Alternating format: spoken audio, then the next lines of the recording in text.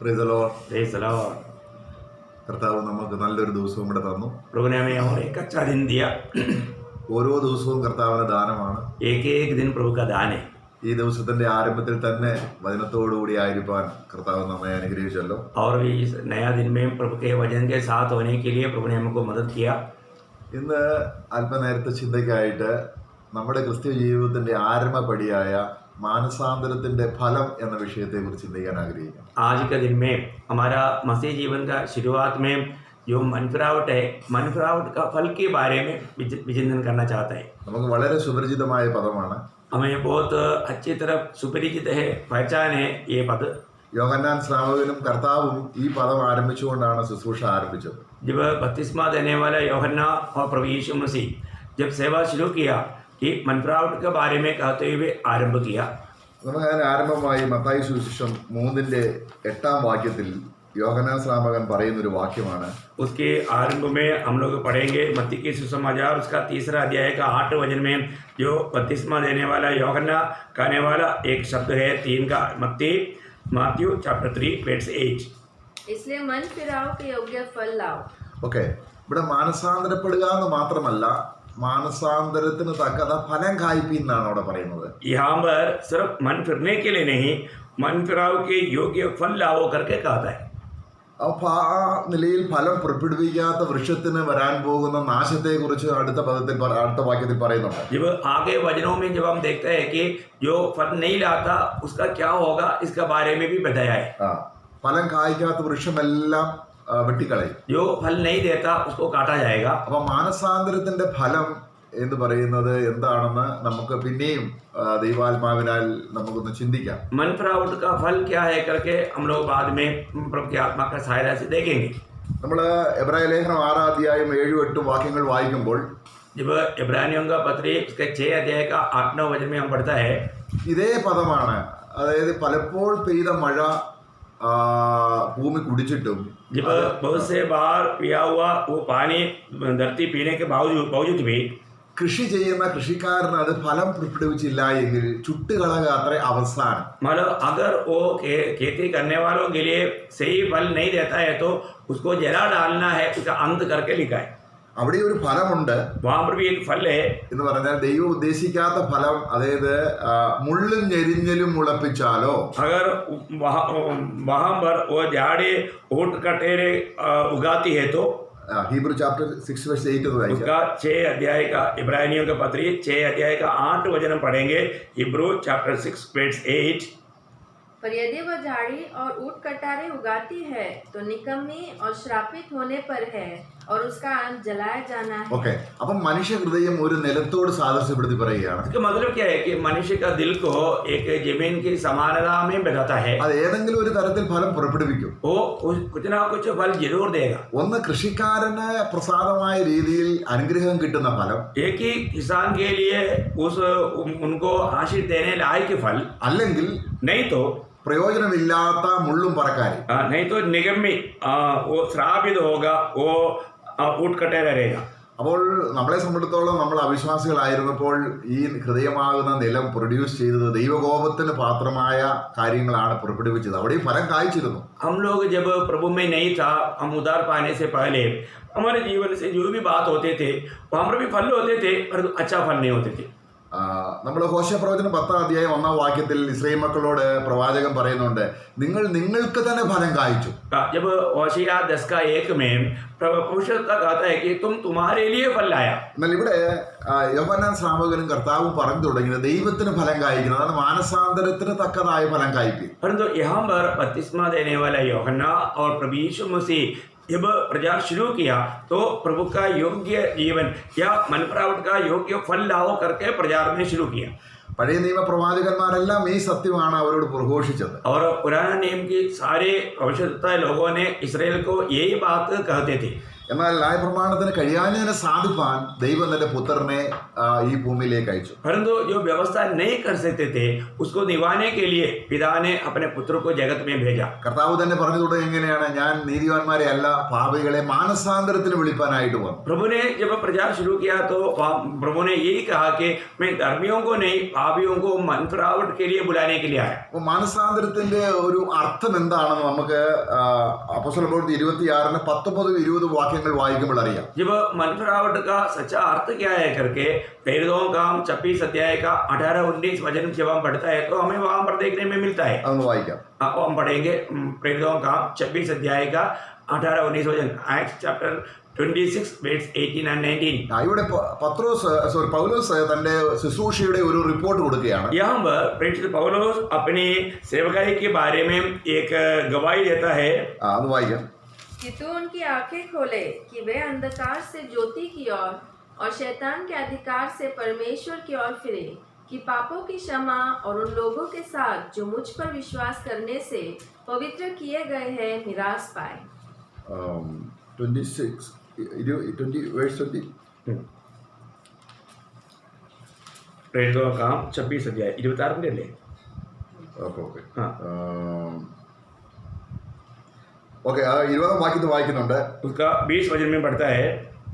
യെരുശലേമിലും യഹൂദ ദേശത്തെങ്ങും ഉള്ളവരോട് ജാതികളോടും മാനസാന്തരപ്പെട്ട് ദൈവത്തെങ്കിലേക്ക് തിരിയുക, എന്നിട്ട് മാനസാന്തരത്തിന് യോഗ്യമായ പ്രവൃത്തികൾ ചെയ്യണം എന്ന് പ്രസംഗിച്ചു. जब उस 26 अध्याय का 20 वचन में जब हम पढ़ता है कि पहले दमिश्क फिर यरूशलेम के और यहूदियों के सारे देश के रहने वालों को अन्य जातियों को भी समझाता रहा कि मन फिराओ और परमेश्वर की और फिर कर मन फिराओ की योग्य काम करो करके वो बताते रहा. അവിടെ മാനസാന്തരവും മനസ്സ് തിരിക്കുക, ദൈവത്തിലേക്ക് തിരിയുക എന്നതും അടുത്തടുത്ത് വരുന്ന പദങ്ങളാണ്. मतलब यहाँ पर मन फिराओ और परमेश्वर की ओर फिरो, ये दोनों नजदीक मतलब निकट निकट आने वाले शब्द है. അതെന്തിനാണ് ഹൃദയം തിരിക്കുന്നത്? ये हृदय क्यों ऐसा फिरना चाहिए? അത് ദൈവത്തിന് പ്രസാദമുള്ള പ്രവൃത്തികൾ ചെയ്യത്തക്കണം. परमेश्वर का योग्य काम करने के लिए. അപ്പം മാനസാന്തരം നമ്മളിലേക്ക് കൊണ്ടുവരുന്നത് ദൈവത്തിന്റെ പ്രവൃത്തി നമ്മൾ ചെയ്യാൻ ഹൃദയം ഒരുക്കപ്പെടുന്നതാണ്. मन फिरावट हमारे जीवन में जो लाता है वो परमेश्वर का योग्य काम करने के लिए. അപ്പോൾ നമ്മൾ ഇനി ചിന്തിക്കാൻ പോകുന്നത് ഈ മാനസാന്തരപ്പെട്ടാൽ ഉടനെ ലഭിക്കുന്ന ചില അനുഗ്രഹങ്ങളെ കുറിച്ചാണ്. हम लोग अभी इस बात पर चिंतन करने जा रहा है. जो व्यक्ति मन फिरता है तो उसके जीवन में तुरंत होने वाला कुछ बातों का बारे में हम देखने जा रहे हैं. ഇതൊരു കൃഷി ചെയ്യുന്നതിനോട് സാദൃശ്യമാണ്. ये एक खेती करने के छाया में है. നമുക്ക് സാധാരണ ഒരു നിലം കൃഷി ചെയ്താൽ ചില വൃക്ഷങ്ങള് 7-8 വർഷം എടുക്കും ഫലം കിട്ടാൻ. साधारण डिग्री में अगर हम एक पेड़ लगाया है तो उसमें से फल लाने के लिए 7-8 साल लगता है. സാധാരണ അരി ഗോതമ്പൊക്കെ 1 വർഷം എടുക്കും. शायद माला चावल और गेहूं बोने से शायद 1 साल लगता है. എന്നാൽ ദൈവം ചെയ്യുന്ന കൃഷിക്ക് താൻ ആ കൃഷി ആരംഭിക്കുമ്പോൾ തന്നെ ഫലമെടുക്കുന്ന ഒരു അനുഗ്രഹമുണ്ട്. परंतु परमेश्वर जो ये कार्य करता है खेती का, उसमें जैसा बोते हैं तुरंत उसमें फल लाने लायक में कुछ काम है. അപ്പം നമ്മൾ മാനസാന്തരപ്പെട്ട് അനേക വർഷങ്ങൾ കഴിഞ്ഞ് ഫലത്തെ കുറിച്ചല്ല ഇവിടെ നമ്മൾ ചിന്തിക്കുന്നത്. अभी हम जो विचार करने जा रहा है वो मन फिरने के बाद में कई साल के बाद में जो फल होगा वो फल के बारे में नहीं. മാനസാന്തരപ്പെട്ടാൽ ആ നിമിഷം കിട്ടുന്ന ഒരു ഫലമുണ്ട്. अभी जब वो जो व्यक्ति मन फिरा उसी समय में उनके जीवन में होने वाला कुछ फल है, उसके बारे में पहले हम देखेंगे. നമുക്കറിയാം, അത് യെരുശലേം സഭയിൽ നിന്നും പത്രോസ് വന്ന് കൊർന്നല്യോസിന്റെ ഭവനത്തിൽ പ്രസംഗിച്ച ആ പ്രസംഗത്തോടുള്ള ബന്ധത്തിൽ അവിടെ ഉണ്ടായ ചില കാര്യങ്ങളുടെ റിപ്പോർട്ട് പറയുമ്പോൾ അതിന് അവസാനമായി പറയുന്ന ഒരു കാര്യമാണ് അപ്പോസ്തല പ്രവൃത്തി 11-18 വാക്യം. जब कोर्नेलियस के घर में पत्रोस जाकर के प्रभु का महिमा किया, वहाँ पर जो प्रभु ने कार्य किया हुआ उसका रिपोर्ट के बारे में यरूशलेम मंडली में बताने वाला वो बात को हम प्रेरितों का 11 अध्याय का 18 वचन में पढ़ता है. तो 11 का 18 प्रेरितों 11 अध्याय उसके 18 वचन.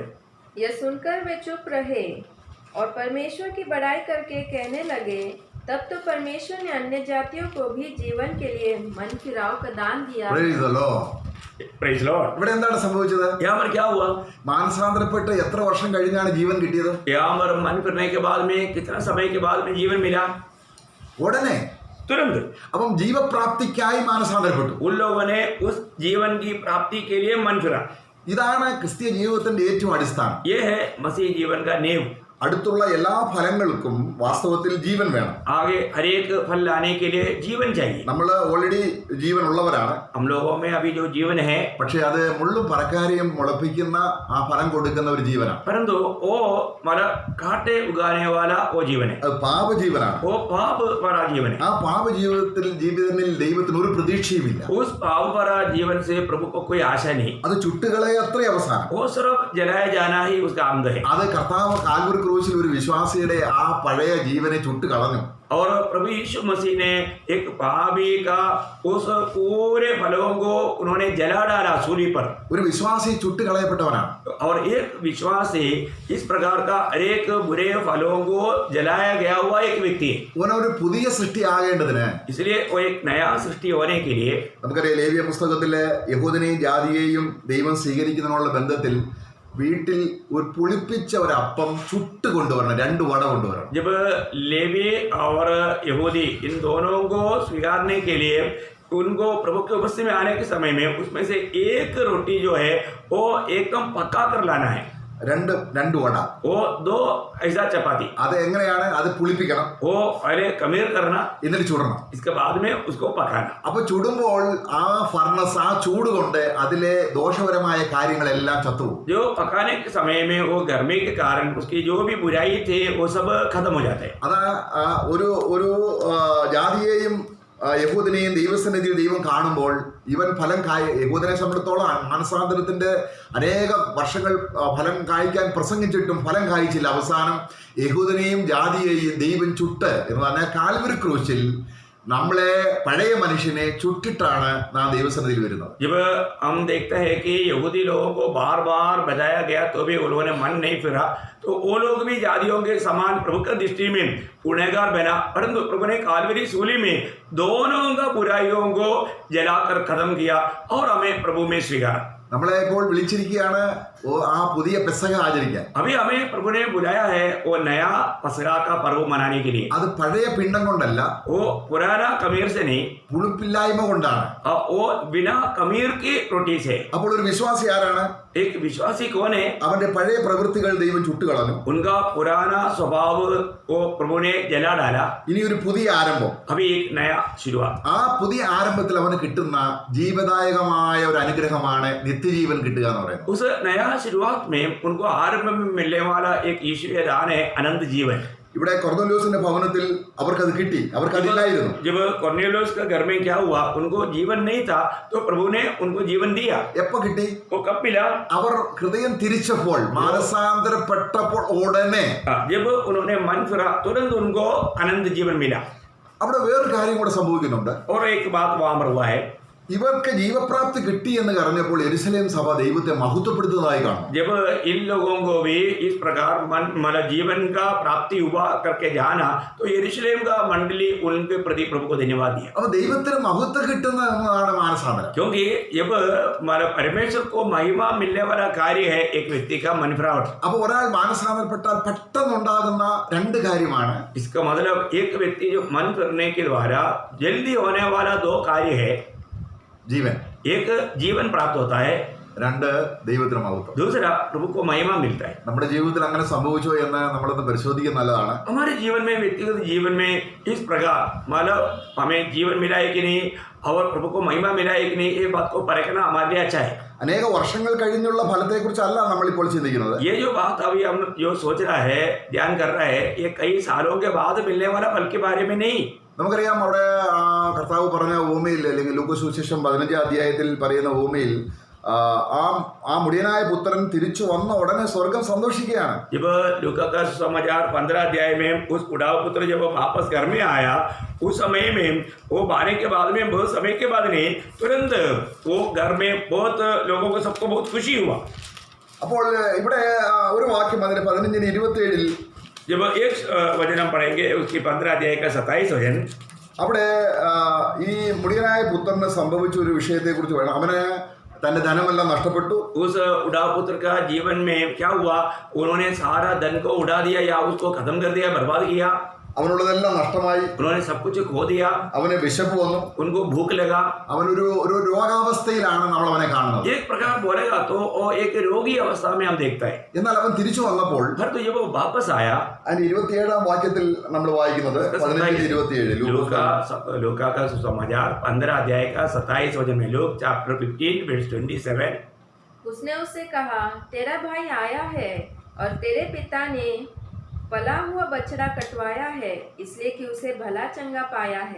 ഇവിടെ വായിക്കുകയാണ്, അവനെ ആരോഗ്യവാനായി കിട്ടിയത് കൊണ്ട് അല്ലെങ്കിൽ സൗഖ്യമുള്ളവനായി കിട്ടിയെന്നാണ് വായിക്കുന്നത്. यहाँ पर उसको अच्छा स्वास्थ्य के साथ चंगाई के साथ मिला करके लिखा है. അവൻ മാനസാന്തരം എന്തുകൊണ്ട് വരുന്നു? इसका मतलब मन फिरावट क्या लाता है? അടുത്ത മുകളിലുള്ള വാക്യങ്ങൾ വായിക്കുമ്പോൾ അവന് ഒരു ഒരു സമാധാനം ഇല്ലാത്ത അവസ്ഥയാണ്.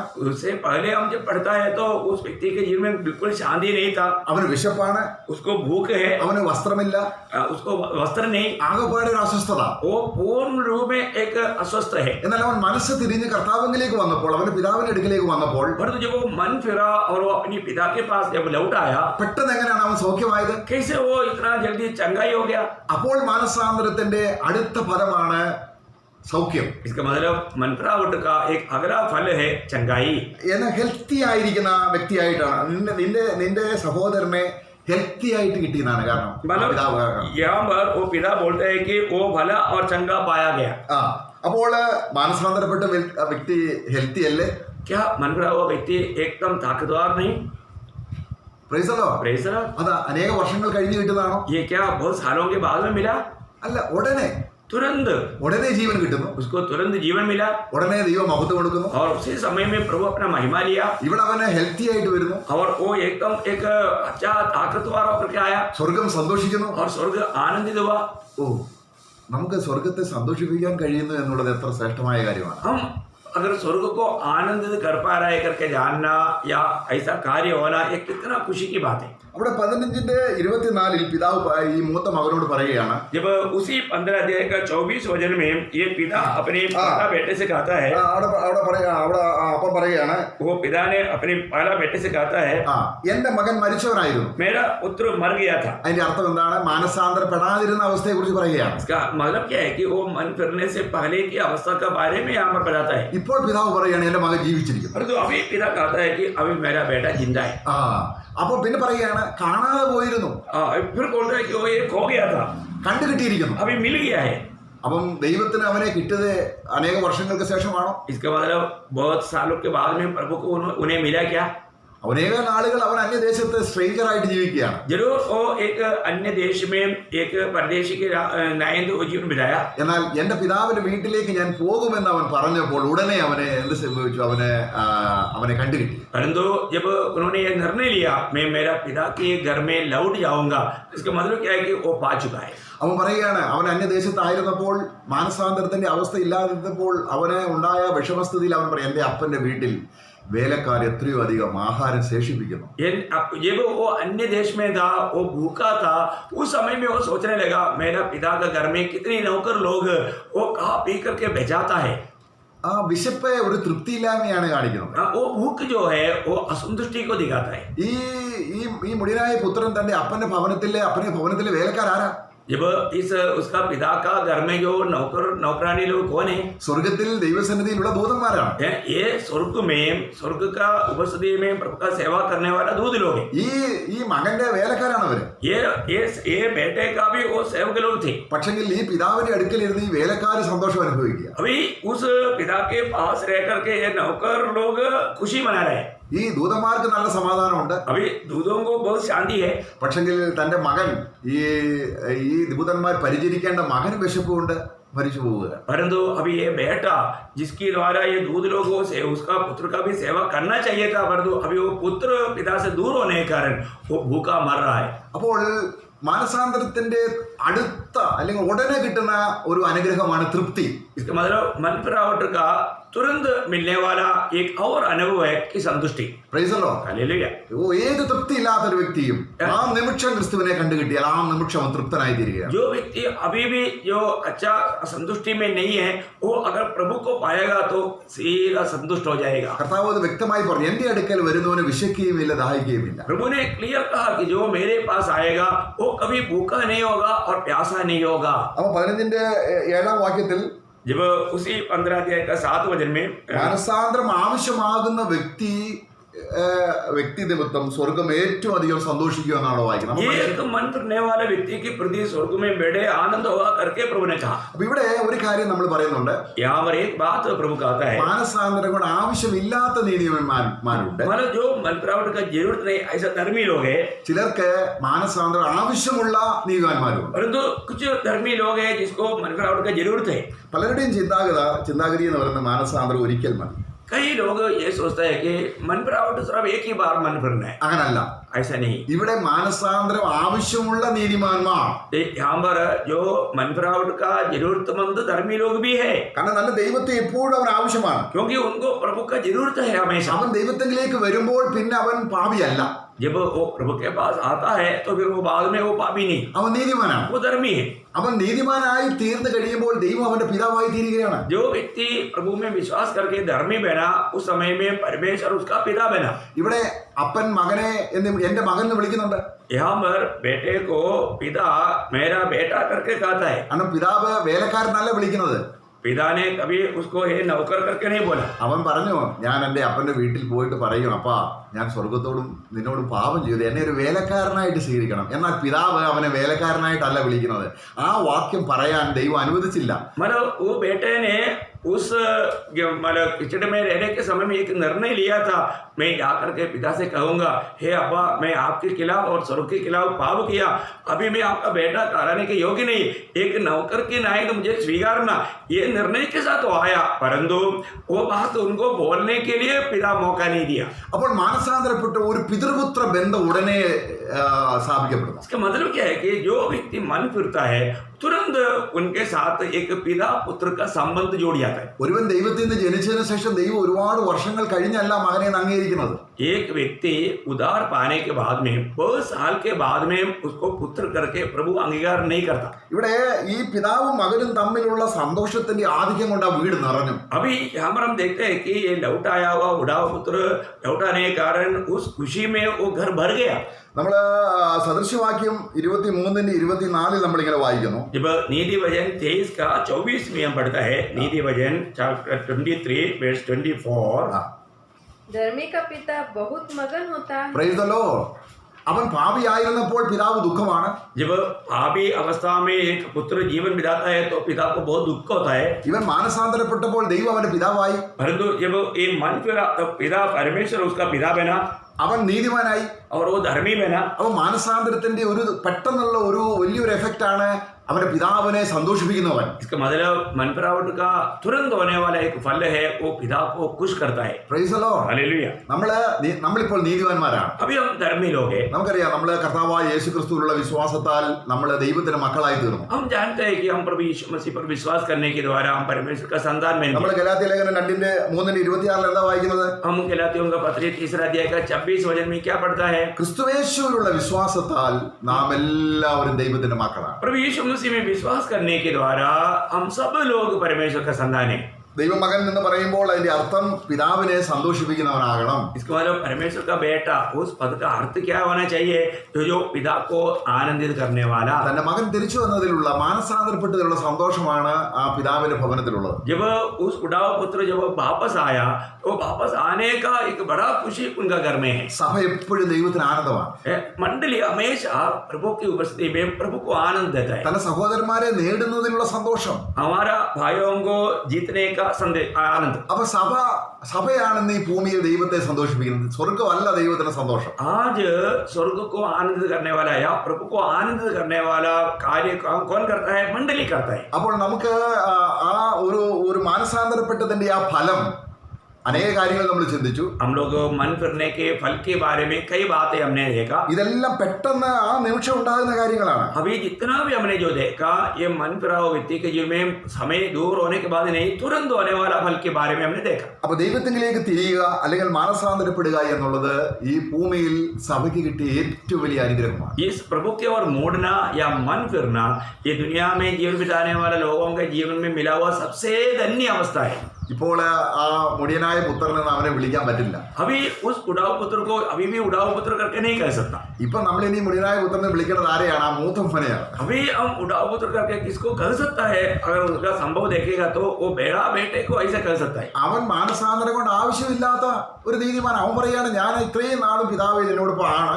अभी वो व्यक्ति वो बेड़ा बेटा वो कैसा है जो जिसको मन करने का जरूरत नहीं, ऐसा एक धर्मी व्यक्ति का जैसा है, क्योंकि वो पिता को कहता है कि मैं इतना दिन तुम्हारे साथ रहा. പക്ഷേ അവന്റെ അനുഭവം നോക്കുമ്പോൾ അവൻ ഒരു സന്തോഷവും ഇല്ല. परंतु हम देखते हैं कि उसका चेहरे में थोड़ा भी आनंद नहीं, കാരണം ഒരു മാനസാന്തരപ്പെട്ട ഒരു ലക്ഷണവും ഇല്ല. उनको मतरावट का थोड़ा भी माने लक्षण नहीं. തന്നെയല്ല തന്റെ പിതാവിനോട് എതിർപ്പ് കാണിക്കുകയാണ്. इतना ही नहीं, वो अपने पिता से रिवील करता है. അവൻ പറയുകയാണ് എന്റെ കൂട്ടുകാരുമായി സന്തോഷിക്കേണ്ടതിന് നീ എനിക്ക് ഇതുവരെ ഒരു ആട്ടുമുട്ടിയെ തന്നിട്ടില്ല. वो क्या पिता से कहता है मैं अपनी दोस्तों के साथ खुशी मनाने के लिए अभी तक तूने मुझको एक मेमना नहीं दिया. അപ്പൊ അവന് മാനസാന്തരം ഉണ്ടോ? इसका मतलब उसके दिल में मनफिरावट है. കാഴ്ചയിൽ നീതിമാനാണ്, वो देखने से वो धर्मी है, പക്ഷെങ്കിൽ അവന് സന്തോഷമില്ല. परंतु उसको कुछ भी खुशी नहीं. അപ്പൊ ആരാണ് മുടിയനാ പുത്രൻ? इसका मतलब इन दोनों में कौन उड़ाऊ पुत्र है? ഈ മൂത്ത മകനാണ്. ये बड़ा बेटा है.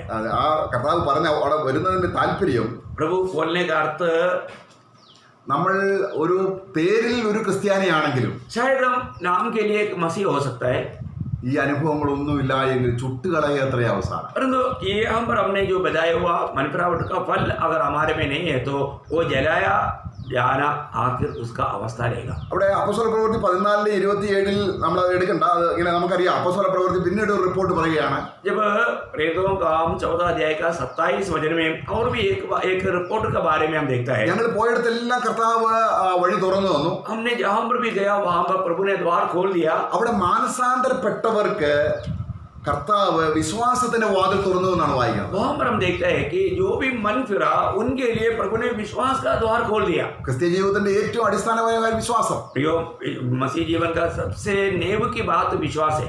ആ വിശ്വാസം തുറക്കപ്പെടുന്നത് തന്നെ മാനസാന്തരത്തിലൂടെയാണ്. इसका मतलब वो विश्वास भी खुला जाता है वो मन फिरावट के द्वारा है. ആ വിശ്വാസം ദൈവത്തിൽ നിന്നൊരു ദാനമാണ്. ये विश्वास प्रभु की ओर से एक दान है. ദൈവം കൊടുക്കുന്ന ഒരു പ്രത്യേക ഗിഫ്റ്റാണ് ഈ വിശ്വാസം. प्रभु जो देता है ऐसा एक वरदान है ये विश्वास. അത് മാനസാന്തരപ്പെട്ടവരിൽ നിരന്തരമായി നിലനിൽക്കുന്ന ഒന്നാണ്. ये मन फिरा हुआ व्यक्ति के जीवन में हमेशा होते रहने वाला एक अनुभव है. നമ്മൾ യോഹന്നാന്റെ സുവിശേഷം 12 അധ്യായം അതിന്റെ 40 വാക്യത്തിൽ കർത്താവ് ഒരു വാക്യം അവിടെ പറയുന്നുണ്ട്. जब യോഹന്ന का सुसमाचार 12 अध्याय का 40 वचन में प्रभु एक शब्द कहता है.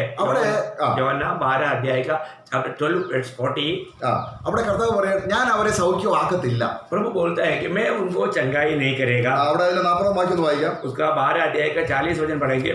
योहन्ना का सुसमाचार चैप्टर 12 वर्स 40. उसने उनकी आंखें अंधी और उनका मन कठोर कर दिया है, कहीं ऐसा न हो कि वे आंखों से देखे और मन से समझे और फिरे और मैं उन्हें चंगा करूं. അവരെ ഞാൻ സൗഖ്യമാക്കത്തില്ല. കാര്യം എന്താണ്? मैं उनको चंगाई नहीं करेगा. कारण क्या है?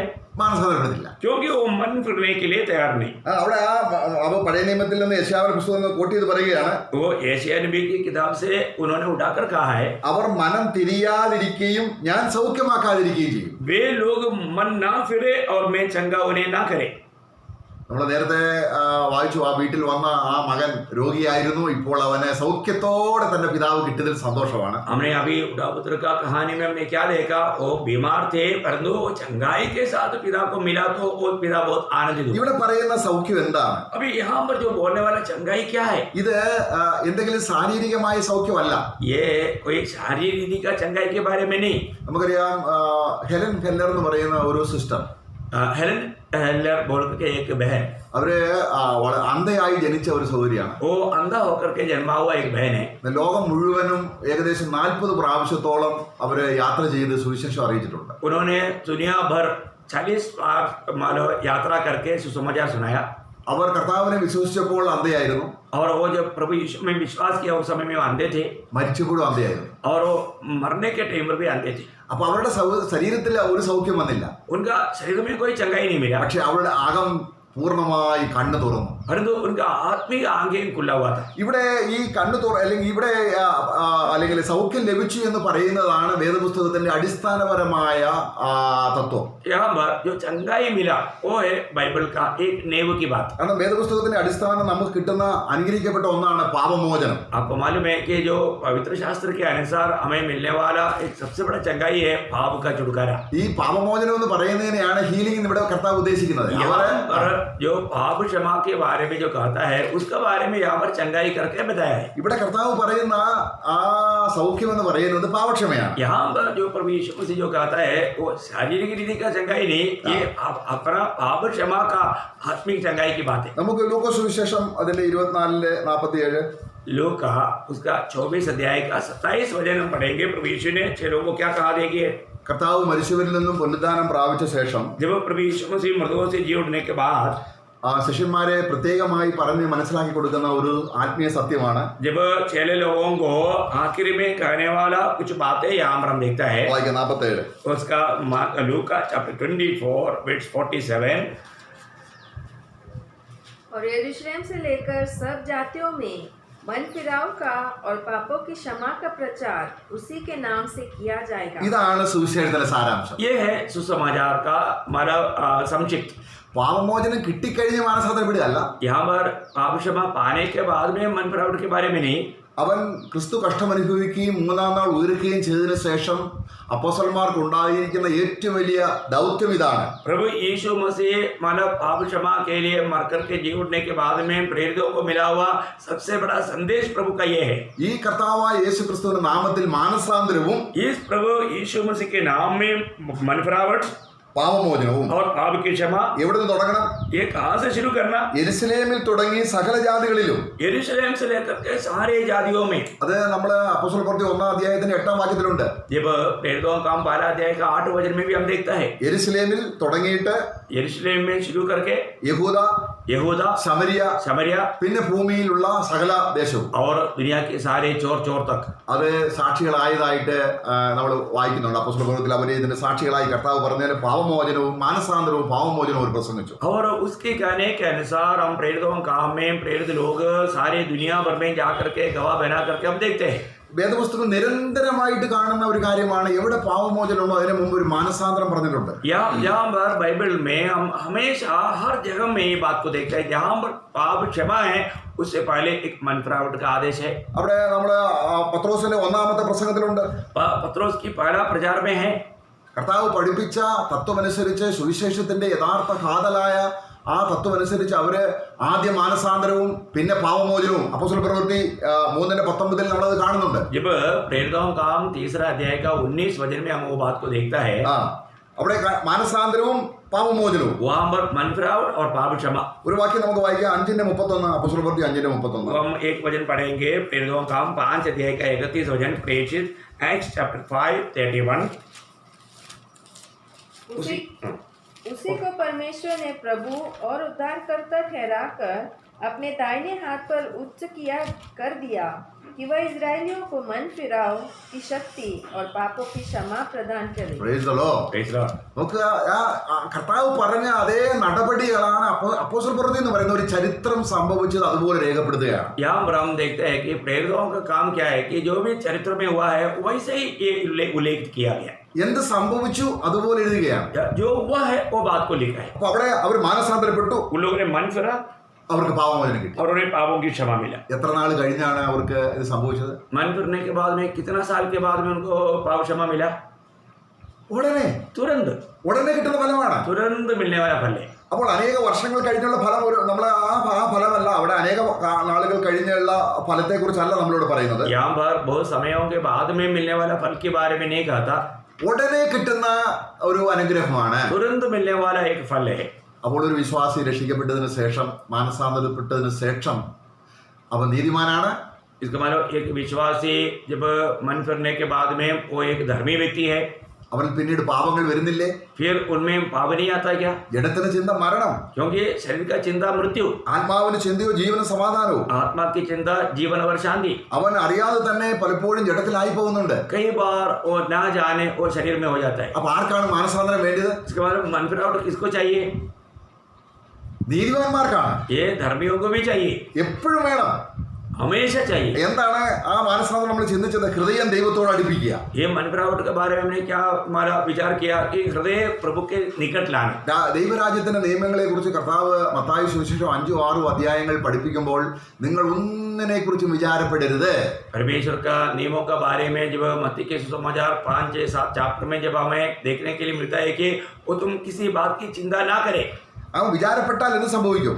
अगर चिंता करने से क्या होगा? അത് കർത്താവ് വന്നിട്ട് അവിടെ മത്തായി സുവിശേഷം 6 അധ്യായത്തിന് അവസരം പറയുന്നത് നിങ്ങൾ നാളെ കുറിച്ച് നാളത്തേക്കുള്ള പാപം ഇന്നും കുറിച്ച് ചെയ്യരുതെന്നാണ് പറയുന്നത്. बोलने का अर्थ अगर आप अभी चिंता करेगा तो कल का पाप आज आप ला करके अपने ऊपर रखेगा, ऐसा ना करना करके कहा. ദൈവത്തിൽ നിന്ന് കർത്താവിൽ നിന്ന് ഹൃദയം മാറിപ്പോകുന്നതാണ് ഈ ചിന്താകുലങ്ങൾ വരുന്നത്. क्योंकि जो भी चिंता है वो हमें प्रभु से दूर लेकर जाता है.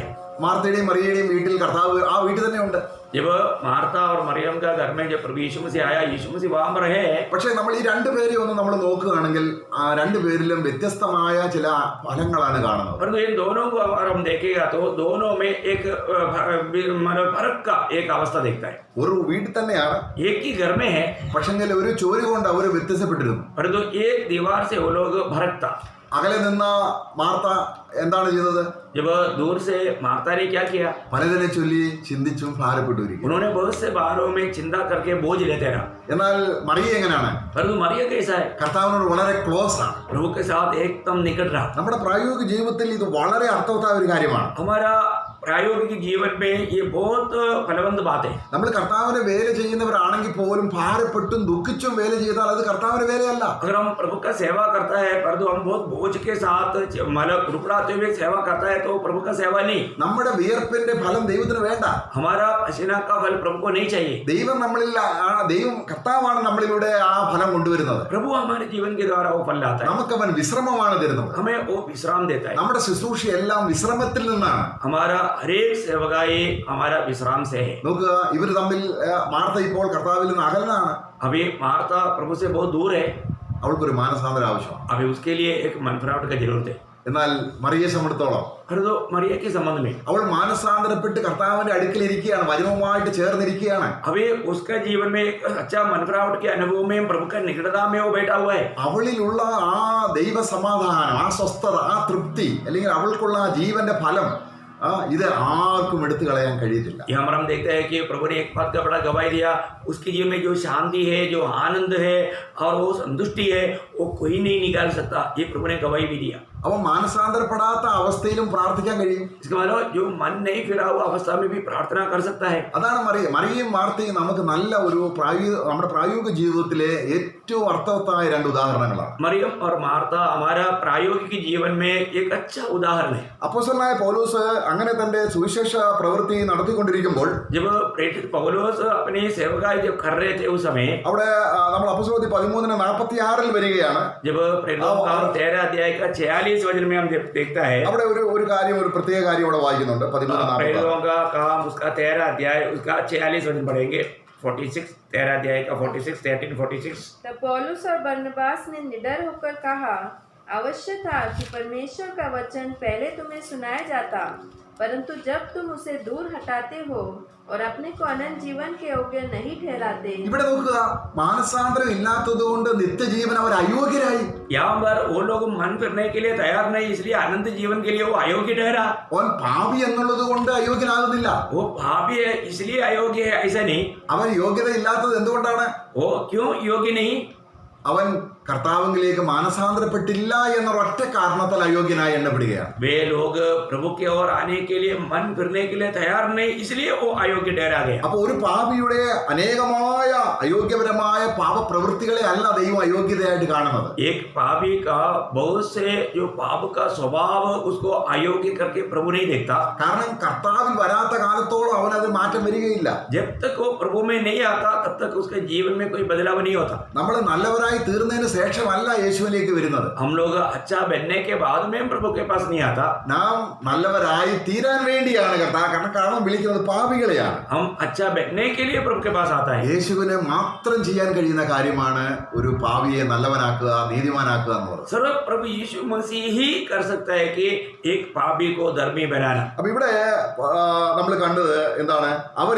അവർ സ്വയം അവർ നിത്യജീവനെ അയോഗ്യരാക്കി തീർത്തു. यहाँ पर हम क्या देखा कि वे लोग वचन सुना परंतु वो लोग उसको नहीं माना, मन करने के लिए तैयार नहीं हुआ, इसलिए वो अनंत जीवन के लिए अयोग्य ठहराया गया. നമുക്ക് തൃപ്തിയില്ലായ്മ, സന്തോഷമില്ലായ്മ, സമാധാനമില്ലായ്മ, ഇതെല്ലാം കാര്യം ദൈവമല്ല അതിന് കുറ്റക്കാരൻ. अभी हमारे जीवन का असंतुष्टि की या मतलब निरादर के या आनंद रहित जीवन का इसका कोई भी कारण प्रभु नहीं. ചിലർ പറയാറുണ്ട് ഇത്രയും വലിയ ക്രൂര പ്രവൃത്തികൾ നടക്കുന്നു, ദൈവം സത്യവാനാണോ, ദൈവം നല്ലവനാണോ?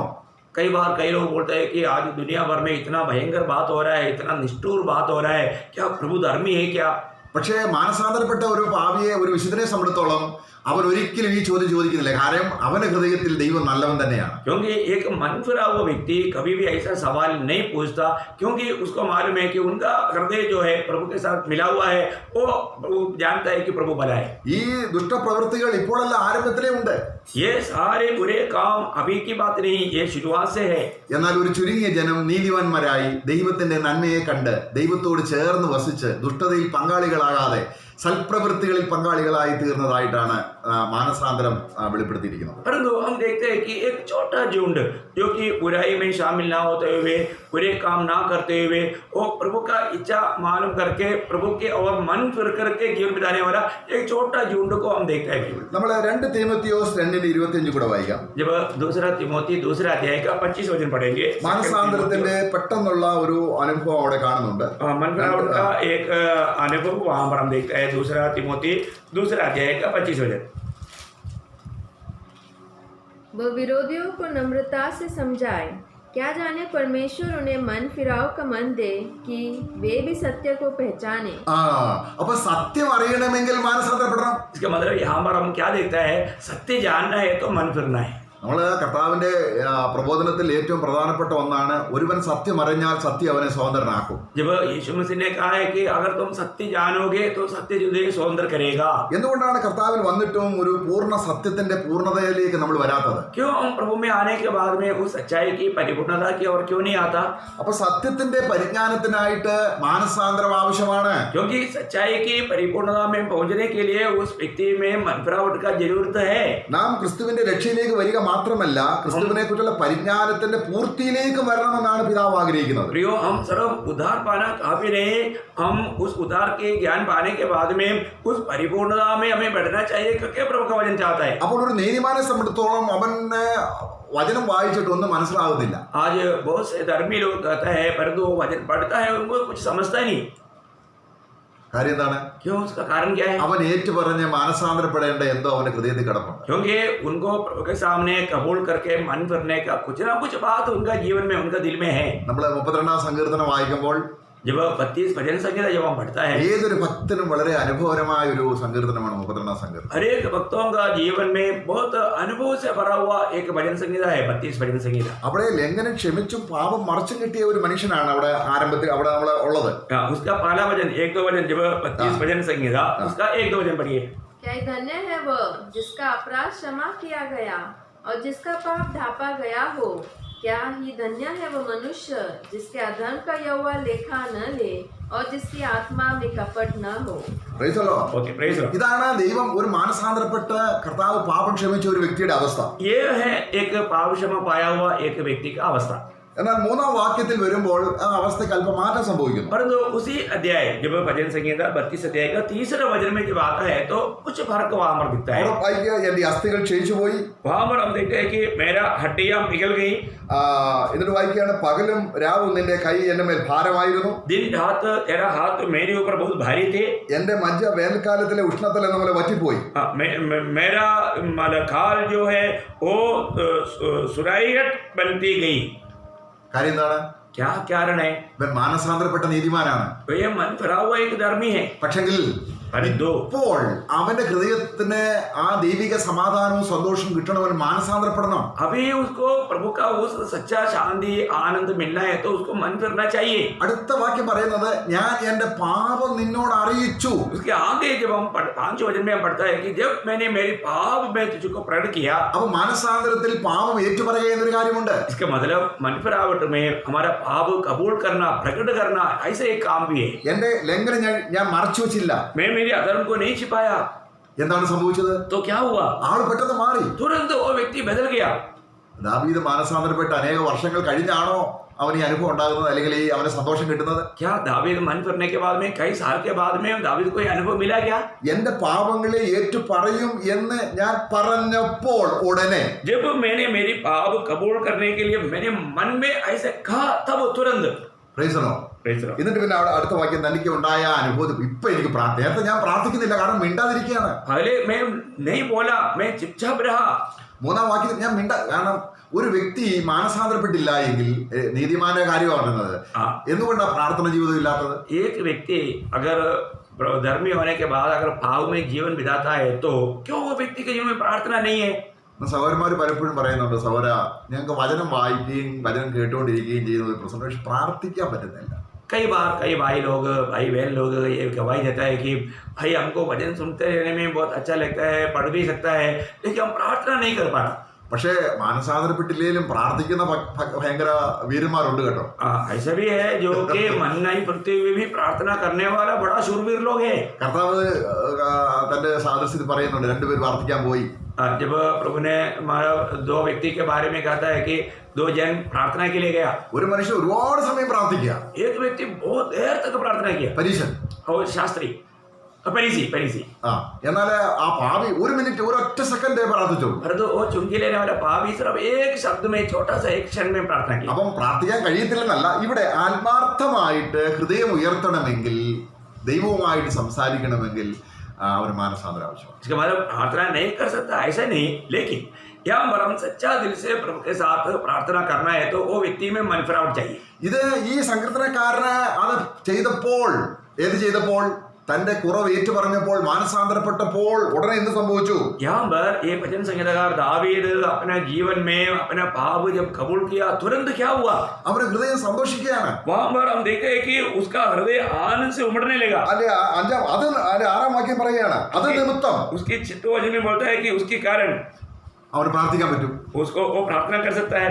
അവൻ പ്രാർത്ഥിക്കുമ്പോൾ എന്ത് സംഭവിക്കുന്നു? പ്രാർത്ഥിച്ച് ദൈവവുമായി കൂട്ടായ്മയിൽ വരുമ്പോൾ അവന്റെ പ്രശ്നങ്ങളെ അവൻ വെല്ലുവിളിക്കുകയാണ്. और वो जब प्रार्थना के साथ प्रभु की उपस्थिति में आता है तो उनके जीवन की समस्याओं को चैलेंज करता है. നേരത്തെ കഷ്ടതയെ കുറിച്ച് കേൾക്കുമ്പോൾ ഭയപ്പെട്ടു പോവുകയാണ്. पहले कष्ट के बारे में सोचता है तो वो बहुत घबरा जाता था. ഇവിടെ പെരുവെള്ളം, അടുത്ത വാക്യത്തിൽ വായിക്കുന്നത് അതിന്റെ 6 വാക്യത്തിന്റെ ബി പാർട്ടിൽ പെരുവെള്ളം എന്ന് പറയുന്നത് ജീവിതത്തിൽ ഉണ്ടാകുന്ന കഷ്ടങ്ങൾ, പ്രയാസങ്ങൾ, ബുദ്ധിമുട്ടുകൾ, സാഹചര്യങ്ങൾ, ഇതെല്ലാം ഉയർന്നു വരുമ്പോൾ यहाँ पर बड़ी बाढ़ के बारे में हम देखते हैं कि बाढ़ कब आता है? जीवन में आने वाला बड़े बड़े संघर्ष, बड़े बड़े समस्या, ऐसे समय में അത് സാധാരണ രീതിയിൽ കവിഞ്ഞു വരികയാണ്, ഓവർഫ്ലോയാണ്. ये एक साधारण बाढ़ नहीं, ये बहुत भारी लेवल की बाढ़ है. मतलब बोलेगा तो जल की बड़ी बाढ़ आता है तभी भी.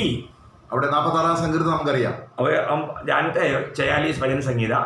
ആണ് ദൈവത്തിന്റെ നഗരത്തിൽ, അത് ആ ദൈവത്തിന്റെ ഒരു നദിയുണ്ട്. ആ നദി ഉള്ള കാലത്തോളം കടലിലെ വെള്ളം ഇരച്ച് കയറിയാലും, പർവ്വതങ്ങൾ കുലുങ്ങി സമുദ്രത്തിൽ വീണാലും, നാം ഭയപ്പെടുകയില്ല. जब वहां पर हम देखते हैं कि वहां पर एक पहाड़ है, जबकि बहुत नदी की पानी कितना भी गंभीर रीति में आए तो भी वहां पर लिखा है कि हम नहीं डरेंगे. ഇവിടെ പെരുവെള്ളം കവിഞ്ഞു വരുമ്പോൾ यहाँ पर जब बड़े बाढ़ जब ज्यादा जोर से आएंगे നിന്റെ അടുക്കൽ വരികയില്ല. वो तुम्हारे पास नहीं आएंगे, കാരണം അവന്റെ അടുക്കൽ ആരാണ്? क्योंकि तो उसके पास कौन है?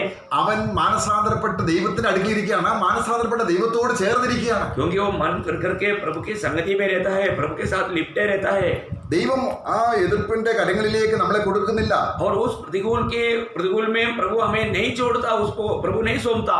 ദൈവജനത്തെ ദൈവം ഇത് പഠിപ്പിക്കാൻ ആഗ്രഹിക്കുന്നു. प्रभु अपने लोगों को ये बात को सिखाना चाहता है. എന്തിനാണ് കർത്താവ് ഇസ്രായേൽ മക്കൾ മിസ്രൈമിൽ നിന്ന് യാത്ര പുറപ്പെട്ട് നമ്മൾ പുറപ്പാട് പുസ്തകം 14 അധ്യായത്തിൽ കാണുന്നുണ്ട്. ദൈവം അവരോട് പറയണം, നിങ്ങൾ ഒരു പ്രത്യേക സ്ഥലത്ത് പാളയം അടിക്കണം. जब प्रभु ने इस्राएल की गुलामी से इस्राएल लोगों को जब छुड़ाया तो प्रभु उनसे कहता है कि एक विशेष जगह में तुम लोग अपने छावनी डालना.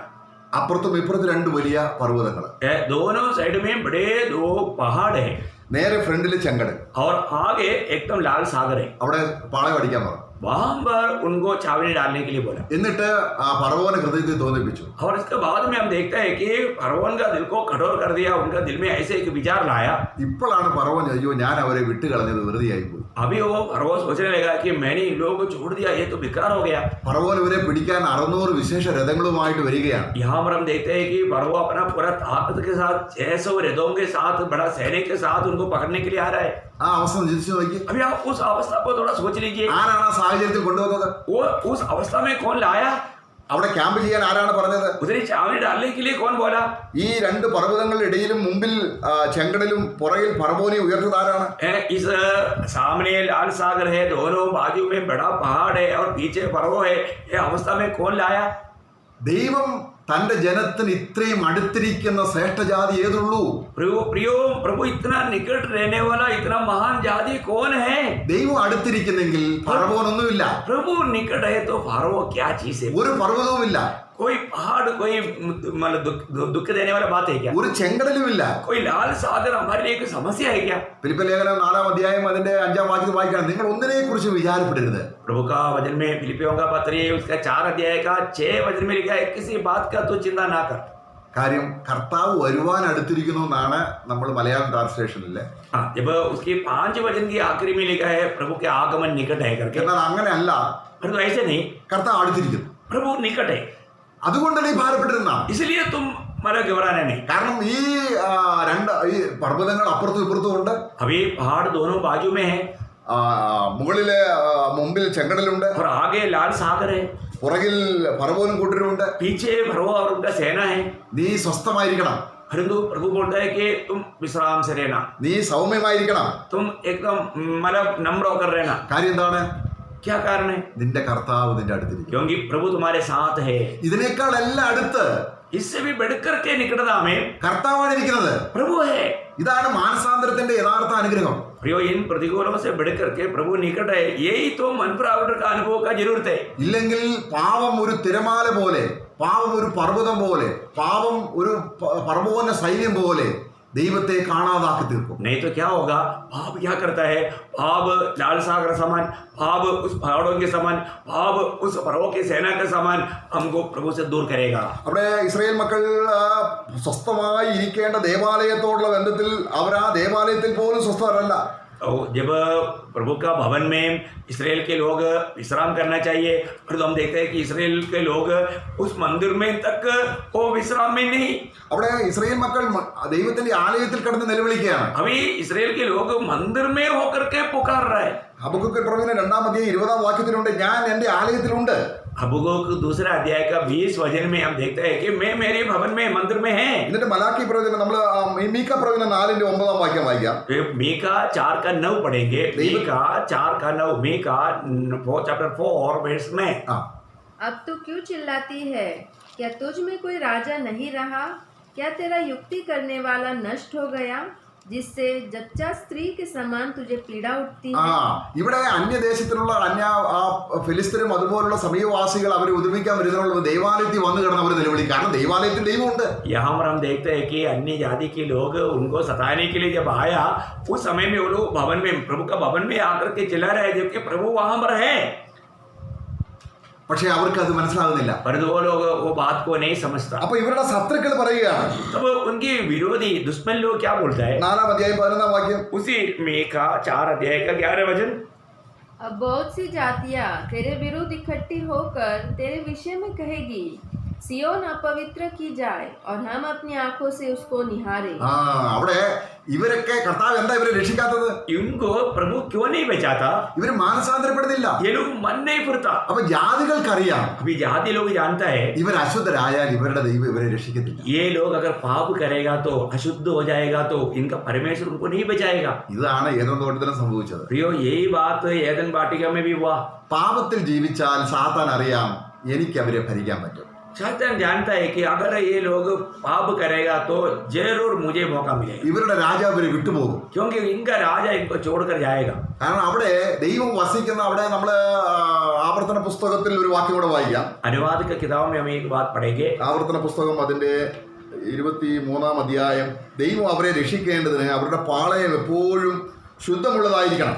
व्यवस्था विवरण उसका 23 अध्याय में हम पढ़ते हैं कि प्रभु अगर उन्हें बचाना है तो उनका छावनी पवित्र रहना चाहिए. അവിടെ ഒരുപക്ഷെ ഇത് നമുക്ക് ഇന്നത്തെ പുതിയ നിയമത്തിൽ വിശുദ്ധിയുടെ മാനദണ്ഡം നോക്കുമ്പോൾ ബാഹ്യമല്ല ദൈവം നോക്കുന്നത്, ആന്തരികമാണെന്ന് നമ്മൾ തിരിച്ചു അങ്ങനെ തന്നെയാണ്. പക്ഷെ ഇവിടെ ഇസ്രായേൽ ക്യാമ്പിൽ ദൈവം നടക്കണമെങ്കിൽ അവരുടെ പാളയം വിശുദ്ധമായിരിക്കണം. शायद हम नए नियम के अनुसार हम बोलेंगे प्रभु बाहर का नहीं अंदर का देखता है, सही बात है वो भी, लेकिन प्रभु इस्राएल लोगों के बीच में अगर रहना है तो उनका छावनी पवित्र होना चाहिए.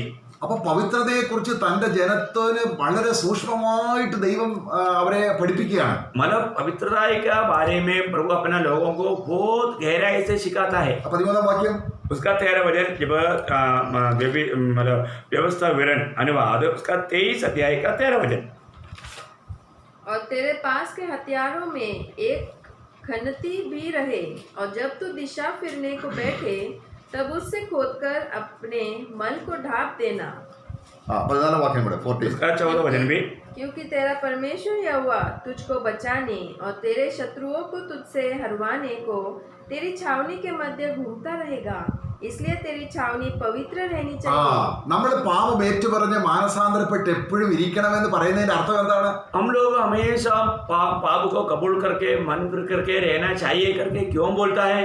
അങ്ങനെയാണെങ്കിൽ സാത്താൻ നമ്മളെ തൊടാൻ പറ്റത്തില്ല. और ऐसी अवस्था में रहेगा तो शैतान हमें छू नहीं सकता, ലോകം നമ്മളെ തൊടില്ല, दुनिया हमको छू नहीं सकता, ജഡം നമ്മളെ തൊടില്ല, शरीर हमको छू नहीं सकता, ലോകമോഹങ്ങൾ നമ്മളിൽ വരില്ല. दुनिया की अभिलाषाएं हमारे जीवन में नहीं आएगा. നമ്മൾ അശുദ്ധരായാൽ നമ്മളെ രക്ഷിക്കാൻ കർത്താവ് പ്രവർത്തിക്കത്തില്ല.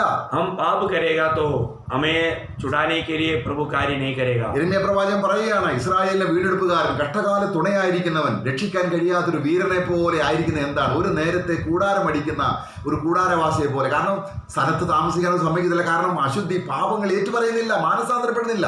यिर्मयाह रो रो कर कहने वाला बात है कि एक महान परमेश्वर इस भीड़ के बीच में रहकर के महान कार्य क्यों नहीं करता? इतना शूरवीर परमेश्वर कार्य क्यों नहीं करता? क्योंकि वो लोग अपना पाप को कबूल करके मन फिरने के लिए तैयार नहीं. അപ്പോൾ നമ്മൾ മാനസാന്തരപ്പെട്ടാൽ ആരടുത്തുണ്ട്? इसका मतलब हम मन फिरेगा तो हमारे निकट में कौन है? ഇത് നിമിത്തം ഏത് ഭക്തനും इस कारण हर एक भक्त लोग ഏത് സമയത്തും പ്രാർത്ഥിക്കാം. हमेशा प्रार्थना करना. എന്നാൽ പെരുവെള്ളം അവന്റെ അടുക്കൽ വരില്ല. ऐसा है तो ये बड़े बाढ़ उनके पास नहीं आए. മാനസാന്തരപ്പെട്ട ഒരു വിശ്വാസി എത്ര സുരക്ഷിതനാണ്. मन फिरा हुआ एक मतलब विश्वासी कितना सुरक्षित है. നമുക്ക് അവിടെ ഭയമില്ല, ഭയത്തിന്റെ ഒരു അല്പം പോലും അവിടെ ഇല്ല, കാരണം പൂർണ്ണ വെളിച്ചമാണ്. वहां पर हमें कोई डरने का बात है ही नहीं, क्योंकि वहां पर पूरा ज्योति है. നമ്മുടെ ഭാവിയെക്കുറിച്ച്, മക്കളെക്കുറിച്ച്, കുടുംബത്തെക്കുറിച്ചൊക്കെ നമുക്ക് നിരാശയോടുകൂടിയ ഒരു ഭയം ഉണ്ടാകുന്നത് എന്താണ്? शायद हम अपने परिवार के बारे में, अपने बच्चों के बारे में, अपने घर के लोगों के बारे में ऐसा निराशा भय क्यों होता है? കാരണം കർത്താവിനേക്കാൾ അടുത്തിരിക്കുന്നത് പാവമാണ്. क्योंकि प्रभु से भी ज्यादा निकट भाव रहता है. അത് ഏറ്റുപറയണം.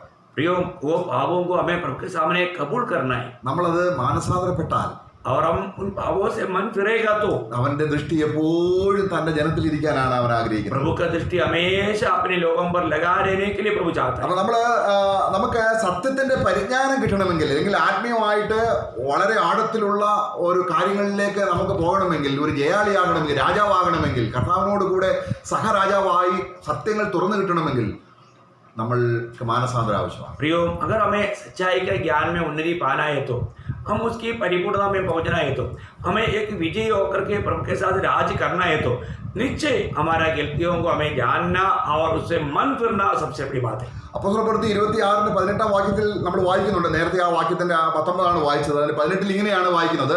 जब प्रेरितों का काम 26 अध्याय का 18 वचन में हमने पहले भी पढ़ा था, लेकिन मतलब उसकी आखिरी भाग में हम जब देखता है, അവിടെ പൗലോസിനെ കർത്താവ് ചാർജ് ചെയ്യാണ്, സുവിശേഷകനായിട്ട് ചാർജ് ചെയ്ത് അയക്കുമ്പോൾ जब प्रेरित पौलुस को प्रभु ने सामर्थ दे करके जब भेजता है, അവരെ തിരിക്കണം. കാരണം ജാതികളെ നീ തിരിക്കണം. उनको प्रभु कहता है कि तुम जातियों को मन फिरा लेना। ആ തിരിക്കുക എന്ന് പറഞ്ഞിട്ട് ഏതിൽ നിന്നാണ്?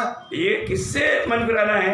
അത് ഇരുട്ടിൽ നിന്ന് വെളിച്ചത്തിലേക്ക്, उनको अंधकार से ज्योति की ओर, എന്നിട്ട് സാത്താനിൽ നിന്ന് ദൈവത്തിലേക്ക്. शैतान की ओर से प्रभु की ओर। അപ്പൊ മനസ്സ് തിരിഞ്ഞാൽ, മാനസാന്തരപ്പെട്ടാൽ അനേക വർഷങ്ങൾ കഴിഞ്ഞല്ല സാത്താനിൽ നിന്ന് ദൈവത്തിലേക്ക് വരുന്നത്. इसके मतलब मन फिरने के बाद में कई सालों के बाद में नहीं मतलब शैतान से प्रभु की ओर आता है। ഈ അജ്ഞത എന്ന് പറയുന്ന ഈ ഡാർക്ക്നെസ്, അതാണ് ഈ നമ്മുടെ മുഴു പാപത്തിന്റെയും അതിനെ എന്താ പറയുന്നത്, അതിനെ माता മാത അല്ലെങ്കിൽ തലതൊട്ടപ്പൻ. अज्ञानता बोलेगा तो मैं उसको क्या बोलूं, वो पाप का पिता है या माँ है? അജ്ഞത, अज्ञानता। അപ്പോൾ നമ്മൾക്ക് അവിടെ സത്യത്തിന്റെ പരിജ്ഞാനം കിട്ടണമെങ്കിൽ, കർത്താവിനുള്ള പരിജ്ഞാനം കിട്ടണമെങ്കിൽ മാനസാന്തരപ്പെട്ടുകൊണ്ടേ ഇരുന്നാൽ മതി. हम प्रभु की पहचान में बैठना है तो हमें रोज अपनी गलती कबूल करके मन फिरना ही चाहिए। നാം മാനസാന്തരപ്പെട്ടില്ലെങ്കിൽ നാം സാത്താന ശക്തിയിലാണ്. प्रियो, अगर हम मन नहीं फिरेगा तो हम शैतानी की सामर्थ्य में बढ़ते जाएंगे। നമുക്കറിയാം സാത്താൻ എത്രമാത്രം വഞ്ചിക്കുന്നവനാണെന്ന് അറിയാം. आपको मालूम है ना, शैतान धोखे देने वाला है। ആ പറയും, നീ 10-20 കൊല്ലമായില്ലേ, हाँ, हम बोलते हैं ना 10-20 साल हो गया ना, നീ സുവിശേഷകനാണ്, आप सुसमाचार है, നീ നോക്ക, നീ എത്രയോ പേരെ സ്ഥാനപ്പെടുത്തി, तूने कितने लोगों को बपतिस्मा दिया। ഇനി നിനക്ക് മാനസാന്തരത്തിന് ആവശ്യമില്ല. अभी तुझे मन फिरने की जरूरत नहीं, क्योंकि तू बहुत മാനസാന്തരം അത് ആരാണ്? പിള്ളേർ പറയുന്ന കാര്യമല്ല. ये मन फिरावट क्या है? ये तो नौजवान लोग जो शुरू में जो विश्वास में है वो लोगों के लिए। പ്രിയമുള്ളവരെ, प्रियो, സാത്താൻ നമ്മളെ വഞ്ചിക്കും. शैतान हमें धोखा देगा, സാത്താൻ നമ്മളെ വഞ്ചിക്കും. शैतान हमें धोखा देगा। നമ്മള് ഭക്തന്മാരുടെ ജീവിതത്തിലേക്ക് നോക്കുകയാണെങ്കിൽ, और हम भक्तों के जीवन की ओर देखेगा तो നമ്മള് ഭക്ത് സിംഗ് എന്ന് പറഞ്ഞൊരു ദേവദാസനെ കുറിച്ച് ഞാൻ ഒരു ചരിത്രം വായിച്ചിട്ടുണ്ട്. मैंने एक भक्त सिंह नाम का एक प्रभु का भक्त उसका सेवक के बारे में सुना है, पढ़ा है। അനേക സഭകൾ അദ്ദേഹം സ്ഥാപിച്ചിട്ടുണ്ട്. उन्होंने कई मंडलियां खड़ा किया है, എങ്കിലും ചിലപ്പോൾ വളരെ പ്രായമായപ്പോഴും വളരെയധികം ഫലമുണ്ടായപ്പോഴും അദ്ദേഹം രാത്രി മുഴുവനും ദൈവസന്നിധിയിൽ കമന്ന് കിടന്ന് കരഞ്ഞ അനുഭവം ഉണ്ടായി. കാരണം താൻ ചെയ്ത ചില പാപം ഏറ്റുപറഞ്ഞുകൊണ്ടാണ്. मतलब इतना महान व्यक्ति है, वो इतना बुढ़ा हो गया, उस समय में भी रात भर वो प्रभु का पाकिस्तान में गिर करके वो रोते थे, क्योंकि उनके जीवन में आया हुआ गलतियों को याद करके मन फिरते हुए ये काम करते थे करके पढ़ा है। നമ്മൾ ശരിക്കും മാനസാന്തര അനുഭവമായി തീർത്താൽ ഒരു ചെറിയ തെറ്റുപോലും നമ്മളൊരു കൊച്ചു പിള്ളേരെ പോലെ നിലവിളി. കാരണം അവന്റെ ഹൃദയം അങ്ങ് സോഫ്റ്റായി ദൈവത്തോട് ചേർന്നിരുന്ന്. ആ മാനസാന്തരപ്പെടാത്തവർക്ക് ഹൃദയം കഠിനപ്പെട്ടിരിക്കുകയാണ്. प्रियो, अगर हम एक छोटा भी गलती हुआ है तो जब हम प्रभु के निकट जाएगा तो प्रभु उस प्रकाश में हमें वो बात बताएगा, उस समय में वो मन फिरते बिना रह नहीं सकता। इसलिए जो हमारा दिल अगर कठोर नहीं है तो, अगर एक सच्चा पवित्र दिल है तो वो अपना एक छोटा पाप को भी अपने पास नहीं रह सकता। वो इतना प्रभु की उपस्थिति में वो मन फिरते रहेगा और रोते रहेगा। എഫെസ്യ ലേഖനം 4-ാം അധ്യായം, जब एफिसियों का पत्र 4 अध्याय, കർത്താവിന്റെ ദാസൻ എഫെസ്യ ലേഖനത്തിലൂടെ പരിശുദ്ധാത്മാവിലൂടെ നമ്മളോട് പറയുകയാണ്, നിങ്ങൾ ജാതികൾ നടക്കുന്ന പോലെ നടക്കരുത്. 4-17-18 വാക്യങ്ങൾ അവിടെ ഉണ്ട്. यहाँ पर हम एफिसियों का पत्र 4 अध्याय का 17-18 वचन में हम पढ़ता है कि तुम लोग कभी भी जाति के लोगों के जैसा नहीं चलना। കാരണം അവര് ജാതികൾ എങ്ങനെയാണ്? जाति के लोग कैसे है? അവർക്ക് മാനസാന്തരമില്ല, उनको मन फिरावट नहीं, അവരുടെ ഹൃദയ കാഠിന്യപ്പെട്ടിരിക്കുകയാണ്. उनका हृदय कठोर हो गया। അവരുടെ ഹൃദയ കാഠിന്യം കൊണ്ട് എന്ത് സംഭവിക്കുന്നു? उनकी हृदय की कठोरता के कारण क्या हुआ? അവരെ മനം തഴമ്പിച്ചു പോയവരാകയാൽ उनका मन कठोर होने के कारण അത്യാഗ്രഹത്തോടെ സകല അശുദ്ധിയും പ്രവർത്തിപ്പാൻ ദുഷ്കാമത്തിന് തങ്ങളെ തന്നെ ഏൽപ്പിച്ചു കൊടുത്തിരിക്കുന്നു. प्रियो, उन लोग अज्ञानता के कारण क्या किया? उन लोगों ने हर एक प्रकार का बुराई करने के लिए अपने आप को सौंप दिया। അപ്പൊ ഒരു വിശ്വാസിക്ക് ഒരു അവിശ്വാസിയെ പോലെ ജീവിക്കാം. एक विश्वासी एक अविश्वासी के समान जीवन बिता सकता है। ഇവിടെ പറയുന്നത് അവനെ തന്നെ ഏൽപ്പിച്ചു കൊടുത്തിരിക്കുകയാണ്. ഇത് ദുഷ്കാമ പ്രവൃത്തികളെ കർത്താവിനെ ഏൽപ്പിച്ചു കൊടുക്കേണ്ട വിശ്വാസി ആർക്കാണ് ഏൽപ്പിച്ചു കൊടുക്കുന്നത്? यहाँ पर हम क्या देखता है कि वो प्रभु को सौंपना चाहिए, परंतु वो बुरे कामों के लिए अपने आप को सौंप दिया है। നമ്മൾ ഏൽപ്പിച്ചു കൊടുക്കേണ്ട കർത്താവിനാണ്. प्रियो, हमें अपने आप को प्रभु के लिए सौंपना चाहिए. നമ്മൾ മാനസാന്തരപ്പെടുമ്പോൾ ഈ ഏൽപ്പിക്കപ്പെടലുണ്ട്. हमारा मन फिरावट में ये प्रभु को सौंपने वाला काम है. നമ്മൾ റോമലേഖനം 12 അധ്യായം 1 വാക്യത്തിൽ ഒരു സമർപ്പണമാണ്. അവിടെ മനസ്സ് പുതുക്കുക എന്ന് പറയുന്നത് മാനസാന്തരമാണ്. रोमियों का पत्री 12 अध्याय का पहला वचन में हमें एक समर्पण को देखता है और मन फिर करके समर्पण करने के लिए बोलता है. ഹൃദയം കഠിനപ്പെട്ടാൽ हृदय कठोर होने से ഉടനെ നമുക്ക് മാനസാന്തരം ആവശ്യമാണ്. प्रियो, हमें तुरंत मन फिरना चाहिए. ചിലർ വേദപുസ്തകം വായിക്കുമ്പോൾ തന്നെ ഹൃദയം കഠിനപ്പെടും. कई लोग वचन पढ़ते पढ़ते उनका दिल कठोर हो जाता है. നമ്മളത് വായിക്കുന്നുണ്ട്. वो हम लोग ऐसे पढ़ते हैं. അവര് പഴയ നിയമത്തിൽ അവര് മോശയുടെ പുസ്തകം വായിച്ചപ്പോൾ ഹൃദയം കഠിനപ്പെട്ടു പോയി. उन लोग मोशे का व्यवस्था को पढ़ा तो उनका हृदय कठोर हो गया. കാരണം നേരത്തെ വായിച്ച വചനം പല കാര്യങ്ങളും നിർദ്ദേശം കൊടുത്തപ്പോൾ മാനസാന്തരപ്പെട്ടില്ല. उन लोगों को वचन के द्वारा जो आदेश आया उस समय में उन्होंने मन नहीं फिरा. എന്നാൽ മാനസാന്തരപ്പെടുക നമ്മളെ കർത്താവിലേക്ക് തിരിയുമ്പോൾ परंतु जब हम प्रभु की ओर मुड़ता है അവിടെ മൂടുപടം നീങ്ങിപ്പോകും. वहां पर पर्दा हट जाता है. അപ്പോൾ കർത്താവിലേക്ക് ഒന്ന് മാനസാന്തരപ്പെട്ടാൽ മൂടുപടം മാറിപ്പോവുകയാണ്. തന്നെയല്ല, അത് നമ്മൾ കൊരിന്ത്യർ ലേഖനം 3:18 വാക്യത്തിൽ വായിക്കുന്നത് നമ്മൾ ഗ്ലോറി, കർത്താവിന്റെ ഗ്ലോറി വർദ്ധിച്ചു വരും. जब हम पहला दूसरा कोरिन्थी 3 अध्याय का 18 वचन में पढ़ते हैं कि प्रभु की महिमा हमारे में बढ़ते जाता है, हम समझ करके बदलते जाता है. ആ മൂടുപടം നീങ്ങിയ മുഖത്ത് जब उस पर्दा हटा हुआ उस चेहरे में മാനസാന്തരപ്പെട്ട ഒരു വിശ്വാസിയില് एक मन फिरा हुआ विश्वासी में ആ തേജസ്സിന്മേൽ തേജസ് പ്രാപിച്ച് वो महिमा से या मतलब पल पल होकर के थोड़ा थोड़ा करके वो तेजस में तेजस पाते जाता है. അനേക കാര്യങ്ങൾ ഇതിനോടുള്ള ബന്ധത്തിലുണ്ട്. बहुत से बात इसके संबंध में है. എങ്കിലും നമ്മുടെ തേജസ് വർദ്ധിപ്പിക്കുന്ന ഒന്നാണ് മാനസാന്തരം. प्रियो, हमारा महिमा बढ़ाने वाला एक बात है मन फिरावट. നമ്മൾ ശരിക്കും മാനസാന്തരം സ്വർഗത്തിൽ ചെന്ന് ദുഃഖിക്കേണ്ടി വരത്തില്ല. हम लोग स्वर्ग में जाकर के दुखी नहीं होना पड़ेगा, लज्जित नहीं होना पड़ेगा.